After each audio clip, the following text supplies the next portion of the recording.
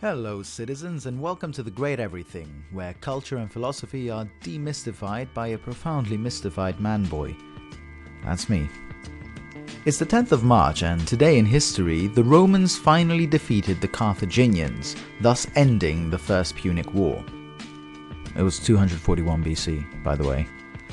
You know, it sort of bugs me how poorly history is taught at schools, to the point where people no longer realize how deeply indebted we are to the past. So I see it as a sacred duty to bring the past back, so we can be reminded of how we got here. Because the Punic Wars are one of those moments in history that are like crossroads. See, I think if the Nazis win World War II, the world isn't that different. Maybe we lose 50 or so years in terms of progress or technology. Maybe the world is less tolerant and liberal, and I'm 100% definitely not around because my grandmother dies in Auschwitz instead of being liberated by the Russians.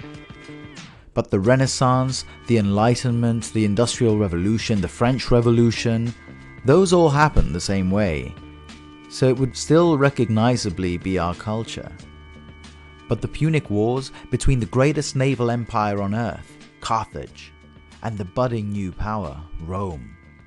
This is a battle between superpowers. It's a world war. And if Rome wins, it goes from being a small territorial power that only controls parts of Italy to becoming an empire that controls the whole Mediterranean. And if Rome loses, well, the world as we know it never comes to be. Dan Carlin described the Punic Wars as the heavyweight championship match of antiquity. And the reason the belt was even up for grabs is because the only other power, the Persian Empire, had been smashed by Alexander the Great about 80 years earlier. Alexander destroyed the old world, and then he died before he could consolidate the new empire.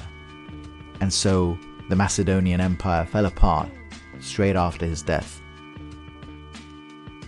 At the beginning of the Punic War, Rome was like the United States before World War I, a strong regional power, but local, not an international player, no global influence.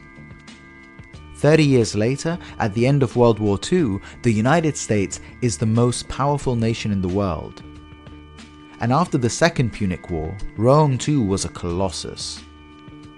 And from there, just like America spread its culture, so that now our own culture in Europe and in the world is deeply influenced by New York, by Hollywood, by jazz, rock and roll and hip hop.